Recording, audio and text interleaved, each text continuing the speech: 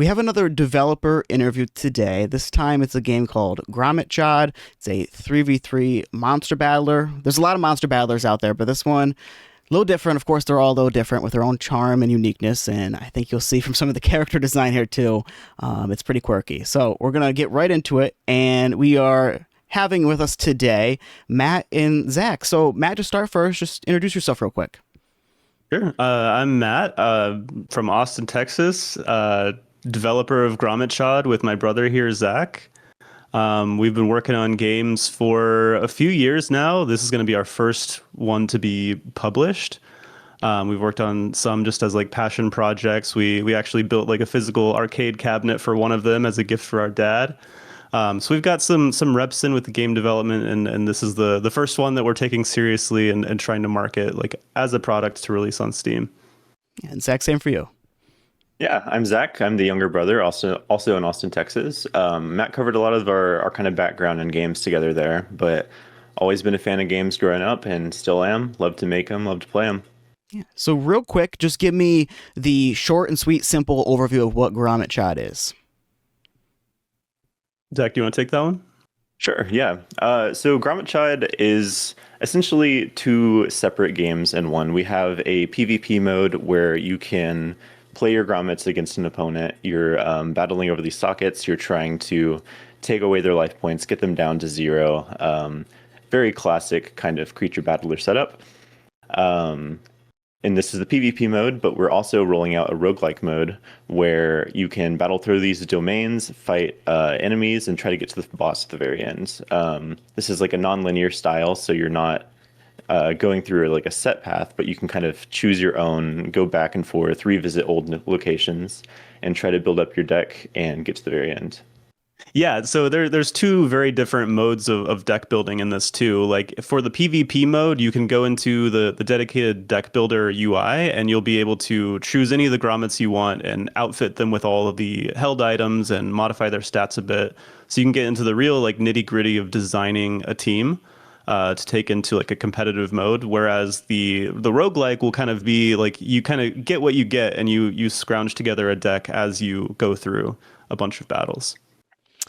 And you mentioned before, the two of you, that you've worked on some other projects here, but like you said, this is the first one that you're kind of shipping out as a product itself. So just tell me a little bit about that journey, what you've learned from development, and why you've decided for this project to go with a game with this sort of a genre and a play style. Yeah, so I think I was experimenting around with Unity maybe 4 years ago. I'd always kind of been interested in it, so I just like kind of sat down and made like the most basic game imaginable, and then it kind of like sparked something in me where it's like, whoa, like this is like pretty doable with my skill set at the moment, and like this could be really fun to kind of expand outwards. But even before then, man, what year was the first Granny's Goodies, Matt? That was in, I want to say 2018, right? Yeah. I had started learning a little bit of programming for my job, and we just kind of were like, let's try to build an iOS game, and we had no idea what we were doing, and we just made like the most simple like stupid little game where you like click on the screen and steal. As a baby, you're stealing candy from your grandma. They're actually, both of those characters are in this game, sort of as a callback to that original project. But like, even though we did everything horribly and made just like the most simple game, it was sort of like our first. I don't know. We just had a great time doing it because there was so much involved in it. What like from art to music to learning how to program. It was sort of just this like multimedia project that we just really enjoyed doing. And with the two of you working on this together, who's doing what? I know you're both developers here, but what of each of your unique skill sets are you putting here to make this project come together? Yeah. And I want to shout out, there's one more person on our team, our friend Josh, who does a lot of writing and has done 3D modeling. So he's been a big help on that side. But Zach and I do take up the bulk of the development work. I'd say we split a lot of stuff pretty evenly. Zach does have a much like stronger background in the like computer science realm, so he does do a lot of like performance improvement stuff and the more technical stuff and like the networking. But we do kind of split the like grommet design and game design stuff down the middle, and I've more specialized in like game design and like the UI, which is, you know, a big part of it. We also split the music 50-50. Oh, right. Yeah. Yeah. Well, Zach and I are both musicians and have been long before we were game developers. So making the soundtrack has been one of our favorite parts of the game. So going into the game a little bit here, let's start with that PvE roguelike kind of mode. I know there's a difference there. So just explain that to me a little bit more and how that works into what this game is. Yeah, so I'm going to speak about it like kind of generally because this is still up until this point we've really focused on the battle system and created the PvP so that we can like test it and make sure everything feels good and balanced. So the roguelike mode is something that we are still in sort of a planning early development mode. But the way that it's going to work is you're going to enter into a map. You're going to be able to see the entire map from the start. There will be different nodes, just like a Slay the Spire, where you can like heal, you can go to shops. There's also like DevOps nodes, which if you're familiar with programming, that it's like branching your code and being able to merge different parts of your code together. So the way that works in Grommet Chod is there will be a grommet in the DevOps node, and you can merge it into one of the grommets in your deck. So it will like combine their sprites together. It will allow you to choose moves and passives from their combined move set to kind of create like an amalgamation of the two. And there will be ways to upgrade your grommets. There will be a bunch of different battles that test different areas of your deck so that you have to be really well-rounded. And then you'll work your way to a final boss fight, which you can go directly there as fast as you can, or you can take your time visiting a bunch of nodes to get stronger. And we plan on implementing a corruption mechanic that will slowly spread through the map so that if you take too long, sort of like a Fortnite storm, things will get more and more difficult if you stay out in that corruption. So you'll be taking a lot of risk to get stronger, to have a better chance at taking on that boss fight. And Zach, if you want to add anything to that, you're more than welcome to. Yeah, I think the biggest takeaway here is like the nonlinear aspect to it. So we plan on implementing a lot of events and stuff that you can kind of revisit as the game goes on, and maybe that will incur some more risks. Like if corruption touches like a certain location, there might be extra stuff that becomes possible there. Maybe new fights open up new opportunities in like a shop. So really just like splitting up the way that you're actually traversing the game. Maybe you want to just do a quick speed run, try to fight the boss as fast as possible, or maybe plan out a route, try to collect some more things, and build up your deck. So it's I like the adventure aspect to it, where you're kind of planning out a route and revisiting things. Yeah, we really want to design it in a way that each run feels like almost like a mini RPG that might have some like side quests that like take you through different routes that you weren't really like planning on from the beginning. From me asking that original question, going back a little bit, it seems like maybe the PvP aspect is a little more focused on here. Maybe that's what you've been playtesting on the most. So I guess just talk to me a little bit about that when it comes to the PvP and the battling system and where that's at, what that is. Yeah, so I think that's definitely like our proudest accomplishment so far in this game is the depth of the battle system. We have incorporated so many different elements into grommet design that I think make it really interesting to play against. There's some grommets that you don't have attacks. It's kind of like you can play an auto battler within our game if you want, or you can go a route where you're like building up a big economy and trying to crush the other person. Or you can just be purely aggressive. You can set up some stuff, sickness, and then play a defensive build. There's just so many options that we're trying to expand out and kind of like break the roles of a lot of typical creature battlers, pulling a lot of stuff from like Magic the Gathering, even like auto battlers like super auto pets, and just trying to wrap them all in. we kind of have a thing where it's like in our actual design of the game, we don't want any limitations or like limit ourselves on what we might want to do in the future. So when we're designing systems and stuff, it becomes a thing where it's like, I know at some point we're going to want to build a grommet that's going to like break the system open. So we got to like leave room for that here. And yeah, I think the core elements of, I guess I can pass over to you for like deck building and kind of like setting up how these strategies would work within a game. Yeah, so I think one of the most fun parts of our playtest has been we haven't really seen like a meta develop yet. I feel like every time I play against somebody new, they have this like different approach to grommets that they see working together, and it just feels like it works. And there's like a lot of creative expression in building decks. So whenever you're building a deck, you can look through all of the grommets you have unlocked, and you get to pick 10 of them. And then you can equip them with plugins and optimizations. So plugins are what we're calling our held items. So these are essentially like another passive ability. So I think we have like somewhere around like 40 of these so far. And they all have pretty wildly different effects on the battle. And then your optimizations let you pick one stat to increase and one stat to decrease, sort of like natures in Pokemon, if you're familiar.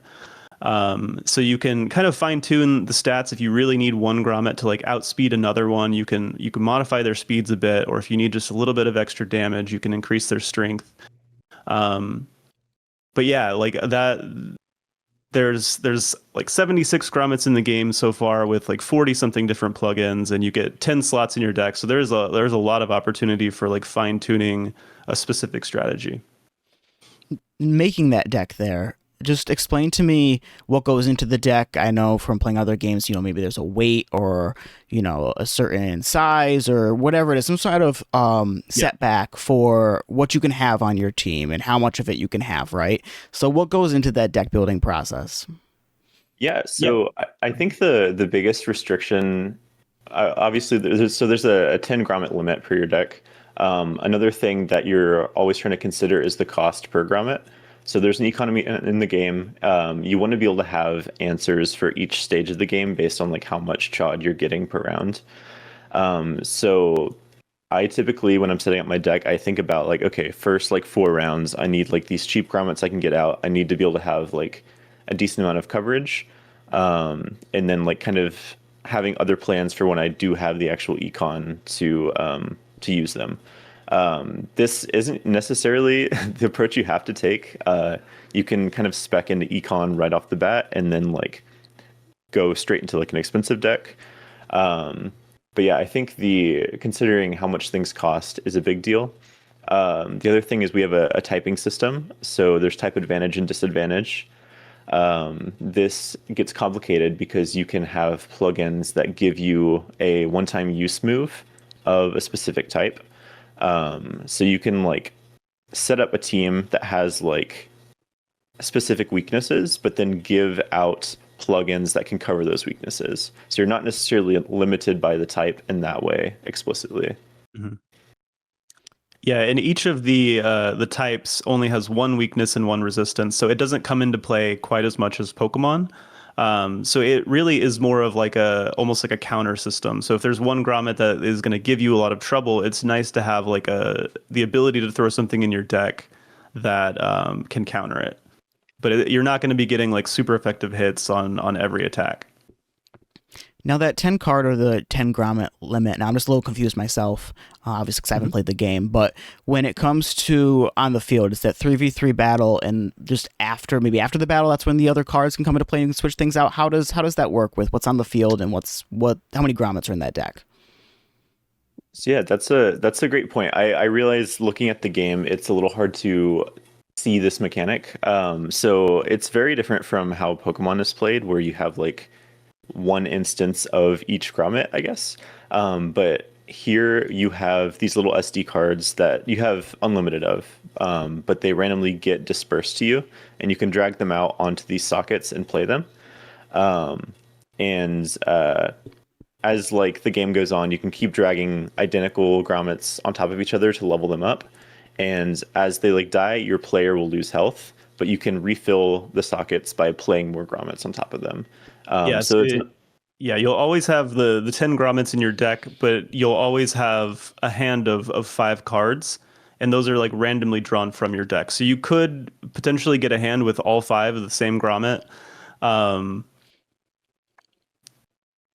But yeah, so like you can play the same one any number of times. It's just a matter of what you draw into your hand. Okay, got it. Thank you for that. Now, at this point, you have a playtest that's been up. Just tell me how long it's been up for, how many people you got in there that you know off the top of your head, and what have you learned? You mentioned already that there's not really a meta at this point, but what has this taught you so far?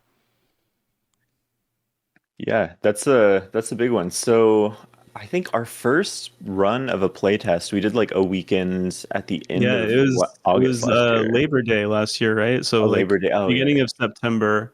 That was when we first opened it up for people to try it out. I think we did maybe a couple from then through the end of the year, and then I think the start of this year we just like kind of left it up permanently for the people that were in it. Yeah, because just having people play the game helps us develop strategies, and people that are really into it find stuff that's like really broken that we can kind of fine tune. But yeah, we started putting out like short form content, which I'm sure is how you found us. Mm-hmm. Yep, TikTok. And yeah, we've slowly accumulated an audience through there, and now our playtest is fully open. So if you're watching this, you can go to the Steam page and join it right now. And we have approaching 1,500 people with access to our playtests right now. Wow. And through this playtest, you mentioned some of the things maybe that were too broken or overpowered. Just give me some examples of that. Maybe what was too strong, or maybe what was too weak and you had to buff it up. Yeah, so the weak ones are the hardest to find because people just won't use them. So that's a whole nother thing that we've tried to approach. Yeah. The busted grommets are the ones that are the easiest to kind of nerf. There's one in particular that's caused us so much trouble. It's the chimp grommet, which his whole ability is it just copies all the abilities of your allied grommets. So this just like kind of compounds because it's very hard to predict like the interactions that it can have.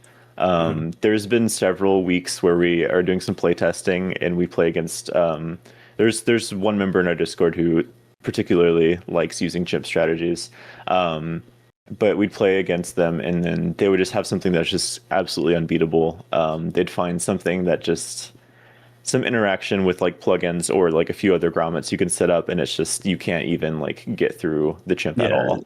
You'll see chimp triggering like 10 different abilities every single round and just like healing all the way back up from 0. Yeah.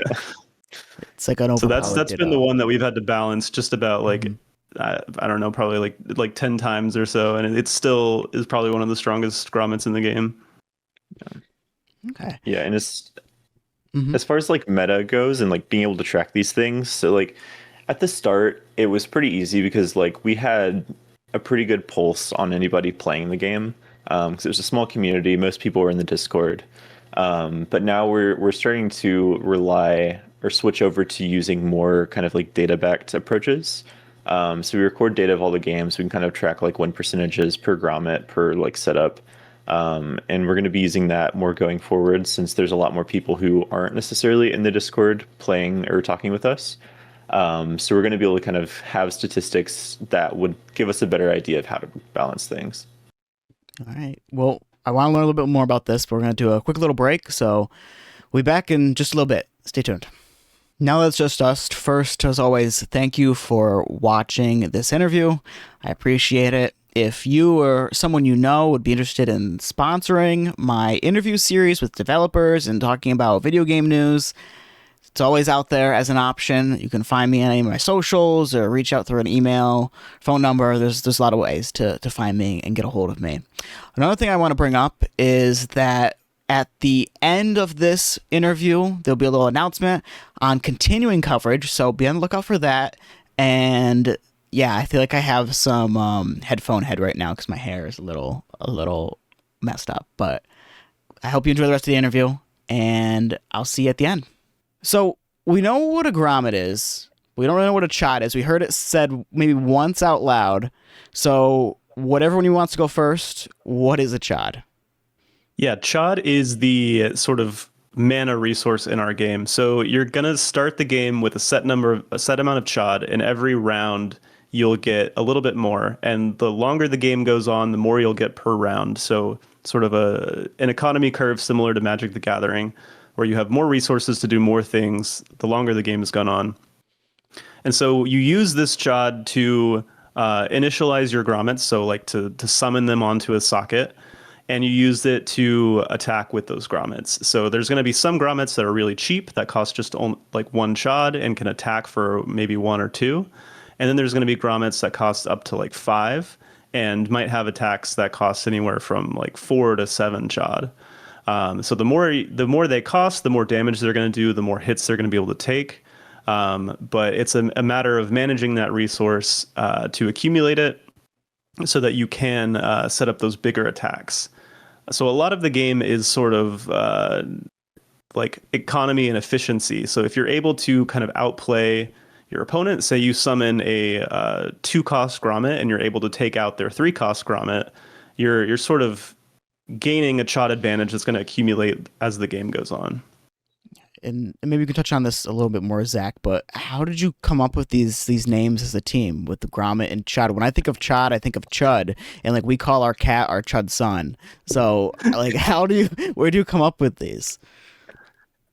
That's a great question. Matt and I always joke that it's because they're grommets and you use Chod to summon them, so that's why it's called Grommet Chod. Every time people ask that, that's what we tell them. It just kind of happened. That's okay. Yeah, it's just one of those things. Yeah. Yeah, that's yeah, cool. and I think it's good to note that like Grommet Chod as an idea started a long time ago. Like in around like 2018, I believe there was like a new Pokemon game that came out. We got really interested in like Pokemon VGC for a second there, and we ended up like making a prototype of the game with like trading cards. And we kind of had it all planned out, and we started trying to do like iOS development, but there was like a lot of struggles with that, and we had a lot of inexperience. We kind of like put the project to bed after working on it for I don't know, like 6 months or so. But it was always something that we wanted to come back to. So we got some more experience with Unity, and then came back to it. Now, bringing up VGC, I've played pretty much every single Pokemon competitive. I've played Showdown just a tad. I've played Champions just a teeny bit, but competitive Pokemon and the Pokemon games for that matter, they're very luck based. You could get off a move like Bite or Crunch, whatever it's called, and that 30% flinch chance you can trigger that every time, and your opponent is just out of luck if you're faster than them. And in other case, you can use a move like Focus Blast, and you're gonna miss, and then sucks for you. You lost the game. So how do you balance luck in this game, or what do you see? Do you see this as a game of luck? Do you see this as a game of skill? We don't balance luck. There is no accuracy checks, no critical hits. There are no status effects that are probability based. If you can see the board, you can pretty much determine everything that could happen. So it's all planning based. We wanted to distill it down to the gameplay of trying to get into your opponent's head and predicting what they're going to do. If you're able to predict what they do, then you know how the round's going to play out. Okay. That soothes my heart a little bit, because those just the crazy interactions in the game, it can be so unfair, and sometimes I feel it feels so great when you're on the winning end, but when you're losing it just feels like what am I doing, but it's for that series, it's part of the fun, and obviously it's worked very well for them for Pokemon. But another little comparison here is when I think of like 3v3, I think of the original Dragon Quest or Dragon Warrior monsters. In the newer age, there's 4 monsters on the field, and even Pokemon back in Black and White, they've experienced with 3v3 battles and rotation battles and all of that. So why did you choose this 3v3 format? That's a great question. I'm trying to remember the like initial decision. I feel like we got to that pretty quickly. Yeah, I think that it's because the game isn't really about taking out each other's grommets. The socket is sort of another resource of like you can put a grommet there and you want to keep it occupied because if you attack a socket that's empty, you're dealing damage directly to your opponent.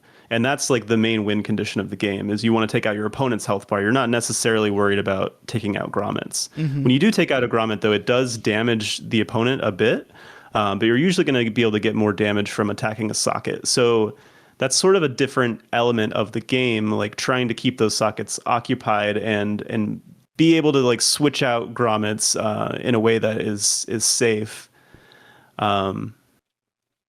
Yeah, so I think like with 3 sockets, that was kind of the sweet spot of sort of that mechanic. And then there's also the element of like we wanted the passive abilities and synergies to be like a big part of the game. And with 3 sockets, there's just a lot more room for kind of combining abilities and moves. Okay, that makes sense. That's fair. When it comes to the Grommet's design, I want to get into that, but first, I feel like we need a little bit of setup there. So, when it comes to unlocking the Grommets, just from my understanding, you're not capturing them. It's kind of like a database that you're finally filling back up, or after it gets corrupted, or whatever the case may be. So, just talk to me about that unlocking process. If that is only through PvP or PvE, just from somebody who you think of a single player campaign with multiplayer aspects, you think of you unlocking things mostly only in the single player content, and then you get to use that in multiplayer if only a little bit it would be unlocked in multiplayer. So just tell me about how that works with collecting the creatures and the upgrades and all that sort of stuff. Yeah, so I guess in its current state in our playtest, we're very PvP focused. There's we don't have like the single player available in the playtest at the moment. So all the unlockables are through just things you can do in battle. So a lot of them are just kind of like achievements and stats. The kind of like flavor around it is you are recovering grommet data and trying to kind of reconstruct this like Noah's Ark kind of project of building out all of these like recovering data for all these grommets and like kind of reconstructing the past of like these are creatures that used to exist. They're corrupted and you're getting their data to kind of refill that history. And you're doing so by I guess fighting them, doing achievements that kind of like fit into their play style. And yeah, it varies a lot and kind of like the achievements. They flash on the screen a little bit in the demo. But yeah, it kind of introduces you to the play style of the grommet.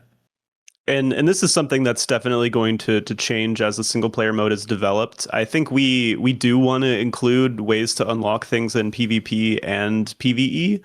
Just because I feel like they're 2 different experiences, and I feel like a lot of people are going to lean towards PvE, but then there's going to be the people that are really like competitive oriented and just want to play the PvP. So I think I want like grommets to be unlockable in both. And there is one other element of like unlocking different skins for grommets that I do want to touch on.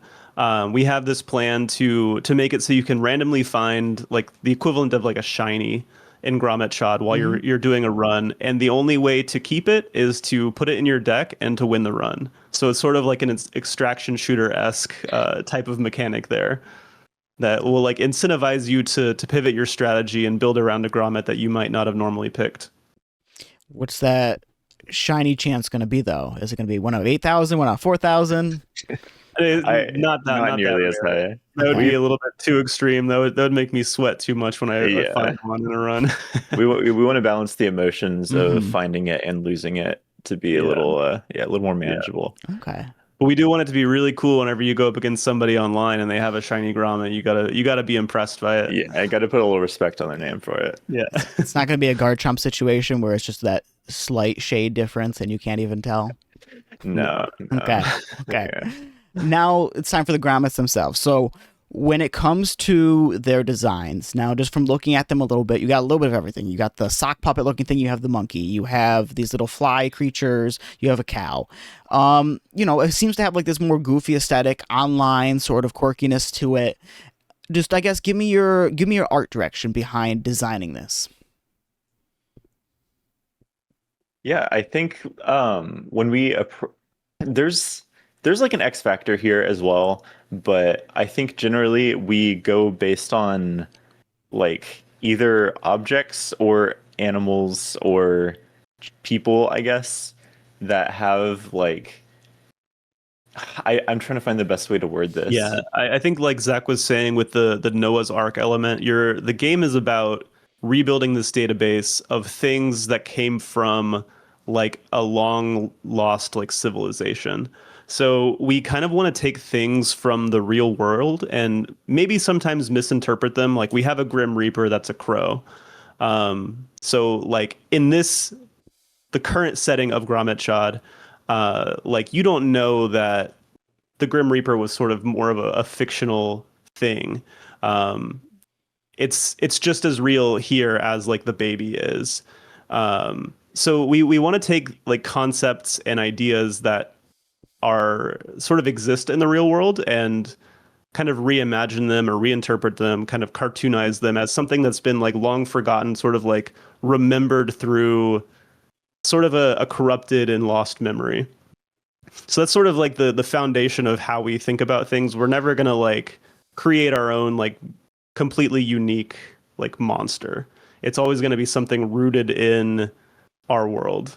Yeah, and aged by memory to some extent. Some things misremembered, I think, is a big part of it. Yeah, some make things them like a little bit personified. dreamlike, where when you have a dream and you can't remember like that felt real, but I don't think that this is like a real memory kind of thing. Okay, so Tung Tung Tung Sahur might become a deity that is loved by all. Yeah, why not? Is that, It can is that happen. yeah. Glad we can incorporate some brain rot into our day to day, you know. And a little bit further with the grommets here. So at this point, you mentioned kind of how many you have. Do you feel like you're at a good number? Do you want to add more? You know, it comes to balancing. I think of I just played League of Legends a couple days ago, and there's all these characters. They all seem to kind of do the same thing. So like, where do you see a final number here being left at for your grommets? I think we're gonna want to stop. Yeah, we joke about like stopping at 152 just to one up the first generation of Pokemon. But that's more of just a joke. I don't know. Like I don't feel like I'm anywhere close to running out of ideas for new grommets. I definitely enjoy developing them to the degree of like kind of letting other areas of development slip because we're so focused on just like adding new stuff for the playtest because it's really fun.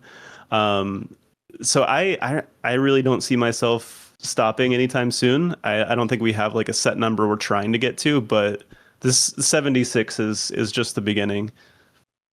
Okay. Yeah, I think we love like an expansive kind of meta and lots of things to pull from. It's really fun to make grommets, and like each week we kind of push out an update to our playtest, and it's really hard to not sit down and just like add another one, like try to make another one. We got to spend that time pushing some more features out and getting the game moving towards a bigger state. But yeah, we've been loving the process a lot. Yeah, we can spend like 8 to 10 hours developing on a Saturday, and then like whenever we're tired and want to sit down for the evening, we'll like pull out a laptop and do some pixel art just for fun. And then we're like, oh, we made a new Grommet design. I can't wait to see like how this works in the game. And then we get a little too excited about adding it for like the playtest that week. Yeah. And typically whenever someone finishes the art for one, it's like it goes in like the next week. It's really hard to stop at that point. Yeah. With adding all of these grommets, power creep is something that is more of like a gotcha game sort of thing when the years go on. But also if you look at it in terms of, you know, your typical RPGs, whether that's a slime in Dragon Quest or a Rattata in Pokemon, eventually you're going to run into something like your Snorlax or just any sort of crazy dragon in Dragon Quest, right? And you're going to want to replace that team member with there's just a better version. There's almost no reason to use that old creature unless there's some really niche that it has. Do you see with either unlocking grommets currently, well, maybe not currently, but just unlocking grommets as time goes on, that the ones that people have started with, they're not really going to have as much of a use for, or maybe that they really can't be used in a PvP format? Or is it you're just trying, like we kind of talked about with balancing, you want to bring them all up kind of the same level so you don't have a power creep situation, or try to avoid that as much as possible? Yeah, I think that's a really interesting question. So we definitely don't have like an Incineroar in our game. There's like, I guess when it comes to usefulness of a Grommet, it's really hard to determine because there's a lot of context given to like when you're going to be using it. Mhm. I think the power relates to that pretty heavily. I'm trying to think of like a good example for this, but yeah, typically we do want every single grommet to have a use case. Some might be more general, some might be more niche. The general ones might be kind of good in any situation, but a niche one could be like extremely good in one situation. Yeah. So I think you're balancing kind of like the context and when you're going to use them versus their power is kind of a mechanic for balancing that we've looked at a little Yeah. bit.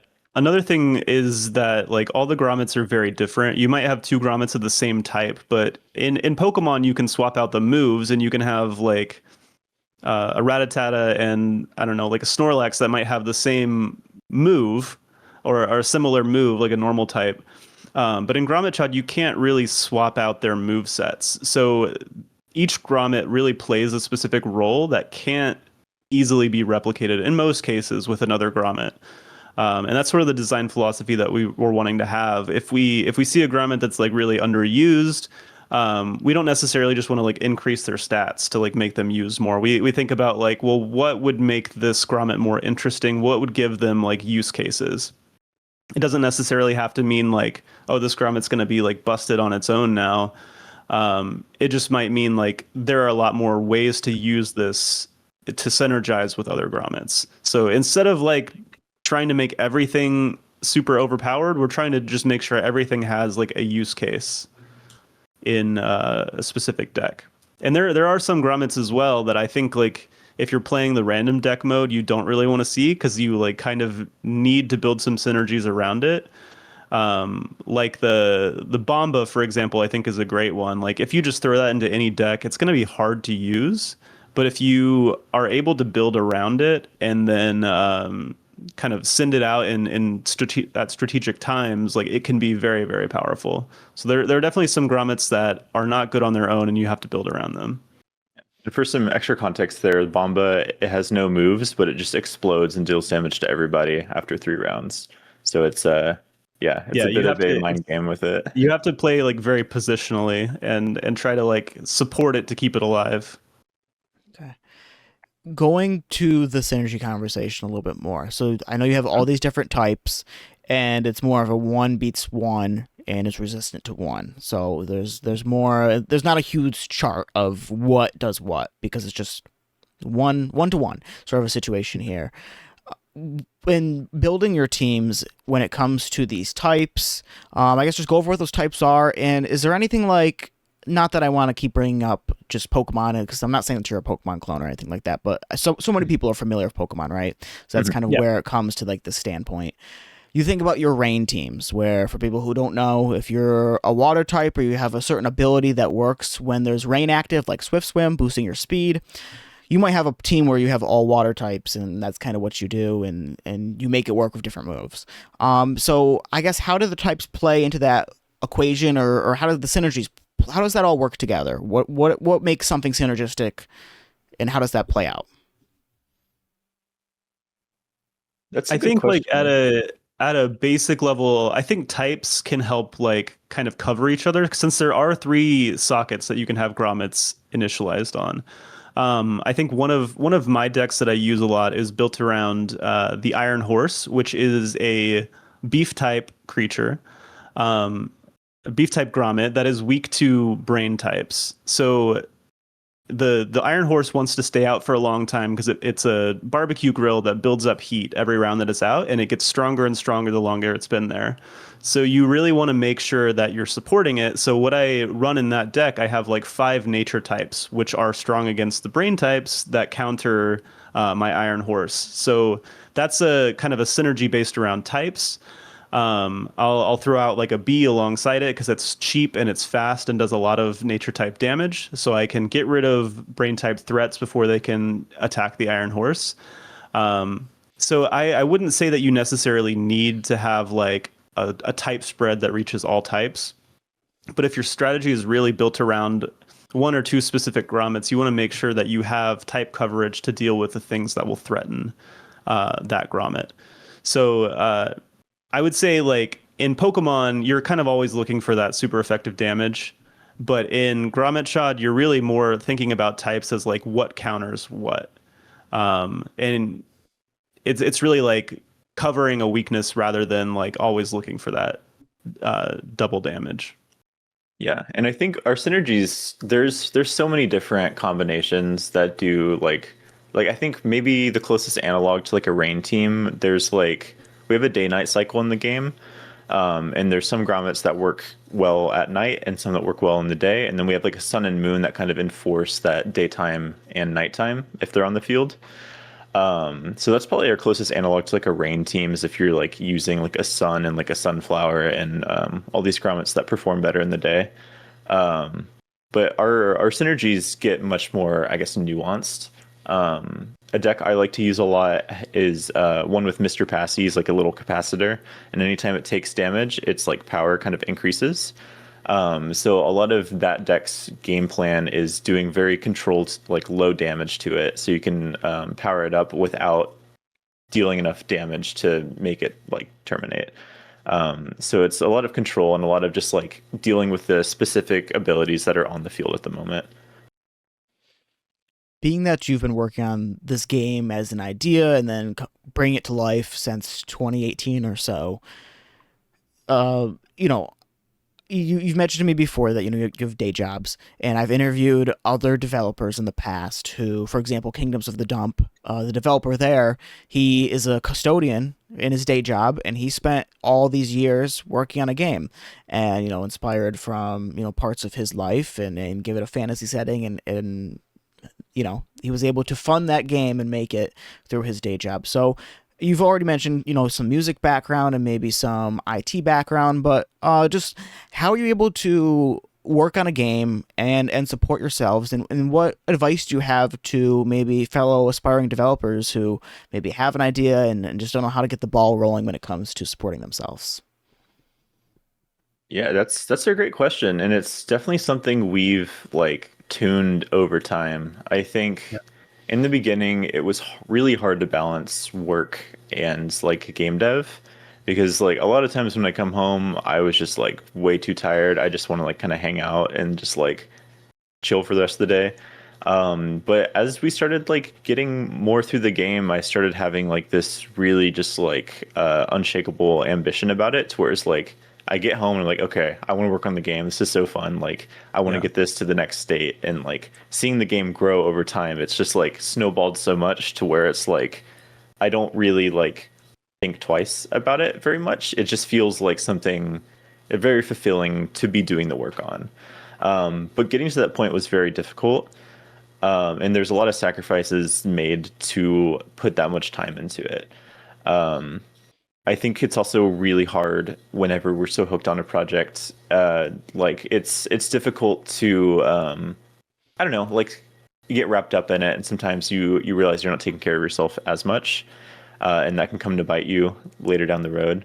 It's a very hard balance to strike. You got to kind of make sacrifices in your day to day, but also know when it's time to like really take care of yourself and really take a step back. And yeah, just finding that balance is definitely per the individual, but it takes time and patience. Yeah, I think the idea of burnout, like burnout is like an emotional state, and I think if you're enjoying the work that you're doing, you don't really experience burnout in the same way. And I think with game development, it's very easy to come up with an idea that you're excited about and see that end vision and be like, that would be awesome to make that. And I think that's a great place to start, but I don't think that that's like sustainable to look at the end goal and be motivated to work towards that every single day. I think you really have to like fall in love with the process, fall in love with like the work that you're doing on it every single day. So you're excited to do the work. You're not excited to like get to this hypothetical end goal like 2 or 3 years from now, because that just like that will not sustain you and you'll start to feel burnout. Through the interviews I've done, it feels like Kickstarter is just a pretty common, or maybe just people who have Kickstarters active are the ones who are more willing to do interviews because they're trying to, fund their game. But did something like that ever cross your mind, or was there ever a Kickstarter here or some sort of campaign to raise funds to help out certain assets?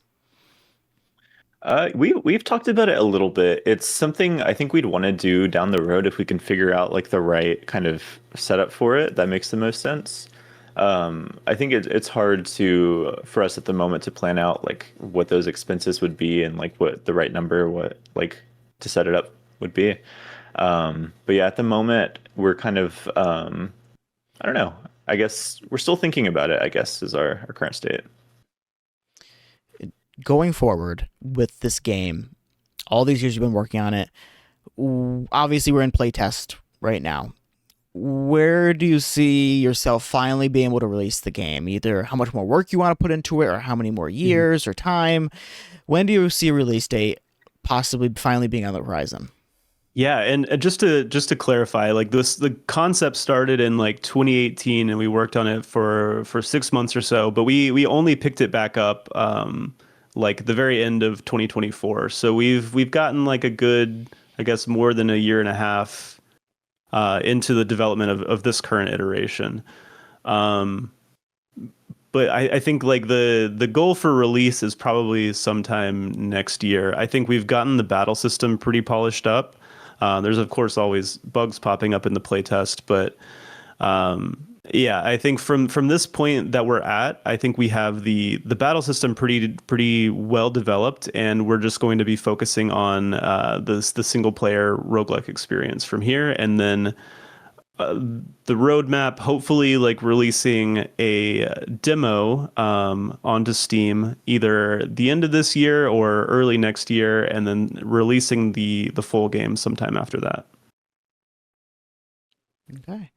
Any sort of estimated cost that you're thinking right now for what you want to put it at for a price range? I think that depends a lot on the final state. Yeah, I think we're kind of leaning between like 15 and 20. Like it really depends on like how many features are being shipped at the end of the game, but $15 to $20 seems fair with our current projection of like the amount of features and everything, the amount of like replayability and actual kind of expansiveness to the game. But that's subject to change. Like maybe we cull some features in the release or something, but we'd make that decision when we can see the final product of the game. And one more question that I have, at least in my head at this point, when it comes to the game itself, with the profile that you can make for yourself, how does that work? Can you upload your own pictures? Do you have a bunch of PNGs? I see you can do some wacky things to it, but what is included in that? Yeah, so some of those are like our like childhood photos that are shrunk down to like a 50 by 50 pixel. But yeah, we just kind of have a bunch of random images. You can't upload your own. We don't really want to have to moderate that. That seems like a kind of work. Yeah. But yeah, we want to expand that some more in the future. But right now, you can kind of just select like eyes, mouth, backgrounds, your actual player that's there. But yeah, I think just kind of finding weird images and just seeing kind of what people like to use. We see the one that's used the most is like a horse, which just like, I don't know, wasn't what I expected. And I think like kind of seeing what people think is funny or like to pick and represent as themselves is really interesting. Something we want to explore in the future and like open up to the community for like suggestions or even like submissions, I think would be a fun process. Yeah.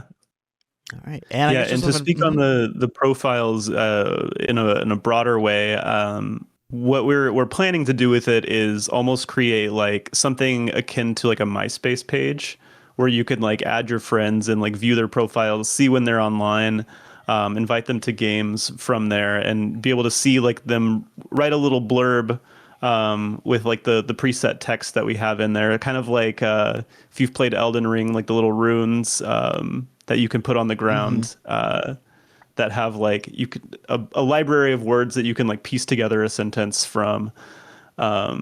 So we want to make it feel like this is like a cyberspace that has sort of like social media profiles, essentially. Okay. Now at this point, obviously at the bottom of the screen I have the Steam link for the post where you can go and find the playtest and try to join into that. But any way you want to plug for people to reach out to the two of you or find out anything more about your adventures or your games, that's open mic for you. Yeah, I think grommetchod.com is the best place to go. We've got links to all of our social media as well as the Discord, which is, I think, our main avenue for communicating with people. It's extremely helpful when people join the game. They have backgrounds in all these different roguelites or other deck builders, other PvP games, and having them come experience the game, kind of give their feedback, say what they like, what they don't like, give suggestions. That kind of thing really helps us shape like our features going forward. And there are really multiple grommets in the game that came from user submissions in our ideas channel. So by joining the Discord, you can have like a direct influence on the development of this game. Yeah. And if you're interested in getting a bit competitive, we've been doing kind of like a Sunday ELO thing where we give out special Discord or like roles to whoever's at the top of the leaderboard by the end of the day. So there's a bit of competition week to week of climbing the ranks, and it's a fun time. Yeah, it's interesting seeing people explore the meta and yeah, get a bit competitive. And at this point, is there anything the two of you want to add that you think I missed or just want to throw out there? Yeah, I guess I'm not sure the when this will be released, but we're headed to San Mateo next week to do an exhibit at Open Sauce, a convention there for creators. That'll be our first kind of in-person event. We'll be kind of handing out some stickers and little pamphlets we made for the game. Pretty excited to get some exposure face to face. Sounds fun. I guess I'll plug in there too, just because for everyone watching, as this will be posted pretty quickly, I will be at the Lake George Games Expo at the end of July, judging their cosplay contest. So if you want to stop by and talk about some games, you'll see me there. So at this point, I think we're gonna end it here. So thank you very much, Matt and Zach, for making some time for me. I appreciate it. And one thing I want to bring up is Matt actually had the game all ready to go and play, but as we're filming in Discord and recording in Discord, it can be a little tough to make it all work out in the setup. So we're going to try to schedule a time where I can actually play the game with them and go through some of the stuff and do more of an interactive interview-esque, have fun-esque sort of thing and take it from there. So part 2, we'll plan it out. We'll try to make it happen. So yeah. So thank you again very much, the two of you. I appreciate it. Yeah, thank you. This was fun. It was a great time. And for everyone else, we will catch you in the next time. We'll try to get some more developers. We'll try to get some more just what's happening in gaming news. So yeah, until then, thanks.